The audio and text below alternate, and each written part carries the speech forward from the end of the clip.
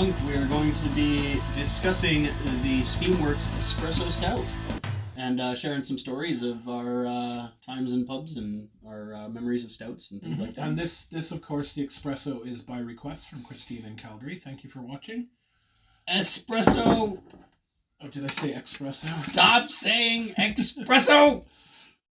Okay, let's talk about Steamworks. So, a little bit about Steamworks for those of you that are right in the heart of downtown Vancouver at Waterfront Station. Yes. It's in an old heritage building in the Gastown region. Yes, it is. Yeah. I've had drinks downtown in the last little while, and Now for something completely different. I know that we're not Wine and spirit show yet?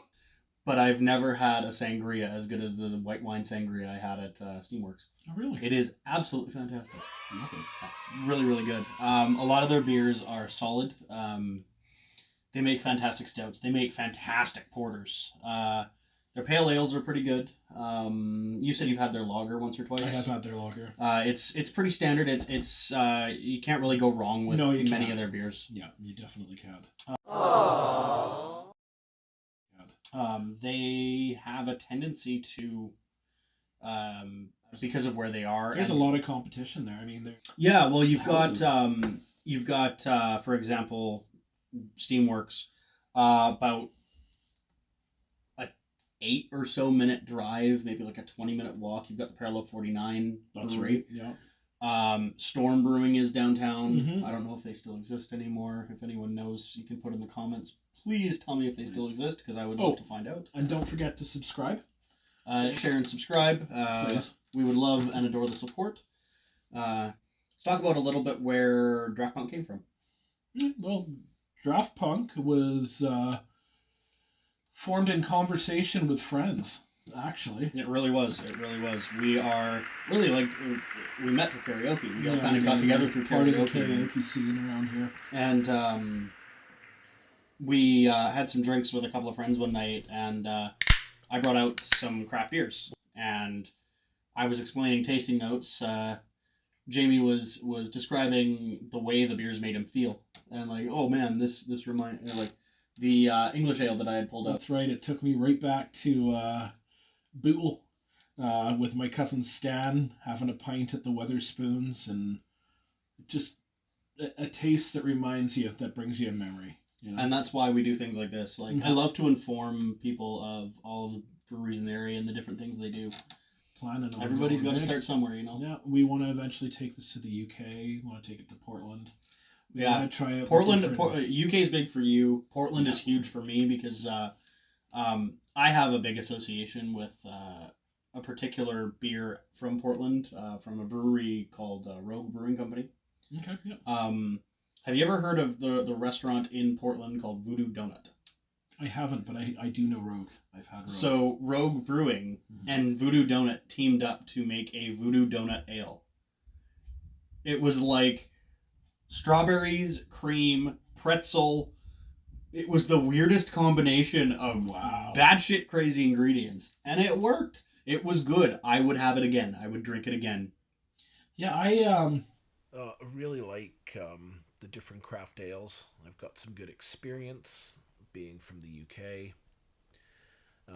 Down south. Oh yeah. There's some great distilleries there. One of the oldest gin distilleries, actually. Gin. Yeah, Really? is in. Oh, I guess Plymouth. that is kind of a British drink. It is, and actually, the area of Plymouth where the gin distillery is, local folklore has it. They have the Plymouth Steps there, which is where the Mayflower left for Plymouth Rock in the USA, and where the distillery is, because they've rebuilt the steps and everything for tourist purposes. Where the distillery is, there's steps going down into a wall. And they told us those were the original steps that they would take to get to their boats. And of course, those steps led to the Mayflower. Lots of history there as well. A lot of passion about their ales and about their pub life over there. It's just it's not just about the beer and the drinking. It's about the social aspect. It's about the community. And a lot of stories over there started in the local pubs. You know, I think that's what we're missing a lot of here now. Is we've got a lot of places like Joseph Richards Group, pubs, the public houses, but from them, a lot of little brew pubs. We're lacking, sorely lacking in the old community pubs. Yeah, we are. Like the places where all the It's ladies like and gentlemen in the community would get together and share stories and have a pint together. You know. Well, I mean, with the age of Uber coming here now, a lot of people didn't want to get cabs home from the pub because of the price. With Uber here now, it gives more options to open up, pubs again to the public and make them a gathering house. Like the whole reason the town hall came up with the name, the town hall, is because it started where the Duke of Wellington used to be. Well, I still feel like the Duke of Wellington was more of a community pub than town hall. It was, but town hall is a homage to what the Duke of Wellington was there before it. It was the town hall. It was the local watering hole where people would get together. And, after work, back in the day when, men worked heavy labor jobs in the steel plants, construction trade, we're in a different day and age. I mean, I did work the heavy labor jobs before. I worked for different, iron plants and what so. But back then, there were, like I was saying the other day on our Facebook feed, there weren't a lot of bars around. They were hard to find, far and few between. And after a hard day at work, the men and women from the factories would get together and let loose. They'd play some darts. They'd play some pool. They'd hang out. There were no foo-foo drinks. Hello, ladies and gentlemen, and welcome to Q&A with myself, Professor Jameson. Here we are today, talking about foo-foo drinks. Foo-foo drinks are also known as white strawberry lemon sangrias, hula dancer summer, Malibu sunset, also known as the blue Hawaiian, pineapple margaritas, and anything fruity in the pineapple area. Oh, I do love me a fruity drink margarita, I do. Peach, prosciutto, punch, tropical rum punch, pineapple rum punch, mango rum punch, daiquiris, strawberry, and likewise Mai Tai, which of course is the Polynesian word for dumbass. Dumbassery. Anything in a tiki cup. And for the children, of course, a Shirley Temple. Thank you very much for joining me at Q&A, and I will see you again next time. Sorry. It was lager, ale, stouts. People went in, they went in to drink. You know what I mean? And after a hard day at work to relax. My dad was in a league. And here we have one coming right now. Here we go. Look at this. Oh, he's stopping. He's not quite sure here. I think he's made it through. Oh, that's fabulous. We're in a karaoke league. Big Mama Nature, she's a single woman too. Sing it, girl. And she did what she had to do. Big shout out to KWC, everybody from the KWC. Sharon, Mark, Chrissy, Bernie. Susan, Bernie, Elsada. Oh, who am I missing? Thor, and Katie, and I'm sorry, I haven't met the people from the Maritimes. And Aaron. And who's that guy with the amazing beard that shaved it off? And I got so sad. And he's from Langley originally. He's Aaron's husband. Ryan Meyer. Ryan Meyer. Hey. Sorry, dude. I just cannot remember your name for the life of me. Ryan. I could not forget your face. No, we got really lucky this summer. Got to meet a lot of really cool people. We definitely did. But yeah, we've been learning more and more about ourselves and the connections that we have, and it's kind of crazy. It's eerie. I think it's time to move on from story time, and I think it's time to taste some beer. Yeah, well, one thing before we do move on. Sure. We have the claw machine behind us here. You can see it. It is the Draft Punk claw machine.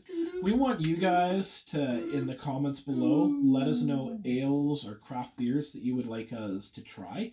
And if you're a craft brewery and you want to send us some stuff, just leave your information here, and we'll definitely be in touch. We want to hand out some swag to our fans for watching as well, and we're going to try some different things. It won't always be serious about craft beer. No. Maybe we'll do some scientific experiments on Science! beer weight between two different beers, or... Here's the thing, that's actually a thing. I know. Because stouts way more than porters, way more than ales, way more than... But we can myth bust on the differences and go to special locations and... Okay, bear with me for 20 seconds. Mm-hmm. This is what I really want to try. I want to try and bust the myth. Hopefully confirm the myth, but I want to do like a Mythbusters on if a certain glass for a certain type of beer really matters. We have an amazing wine tour in this area. Yes, we do. And I would love to do everything from Township 7 to Domaine de Chabreton. That's right, to Backyard. Oh yeah, I forgot about Backyard.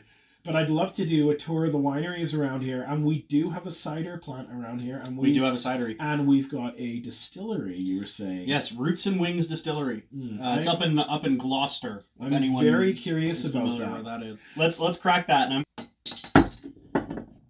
oh, that's got some depth. I can already see that. It does. There you go, sir. Oof. Get the grease and glass. My wife Erin runs Cheeky Cow Rustics. Yes. And she etched this glass for our son for Christmas. They're wonderful. Yeah. Oh, it was this Christmas? Yes. Oh, neat. We had the whole family over. It was awesome. I remember like the whole her side of the family. It was really freaking cool. People. Here, angle it. Mm-hmm. Good sir.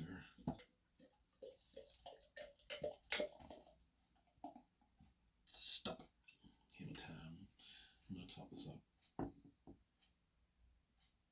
What the fuck? Okay. Cheeky bastard. Mm-hmm. You know what? Well, it doesn't fit.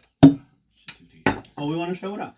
It's a beautiful label. It really is. Beautiful. I mean, that's another thing with the craft breweries around here, the artwork that they put into their... Well, and then you get places like Persephone, where it's literally just the beer name, and that's it. God, but the colors that they use to differentiate their beers are so unique. Yeah.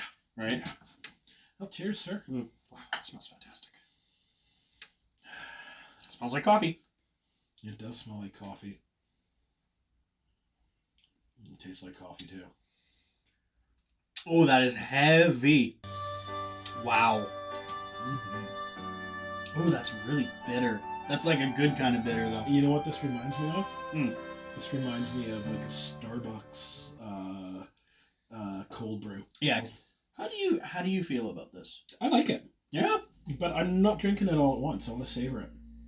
It is. I like dark coffee. Yeah, it's right up your alley. It definitely is. It doesn't try and be something it's not. Yeah. It's very reminiscent of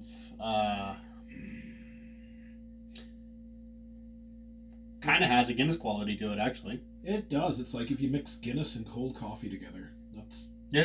That's kind of what I'm getting. But it's very slight Guinness. Like I could be drinking just a full-bodied. I still think their nitro brew at Starbucks is probably the closest to this.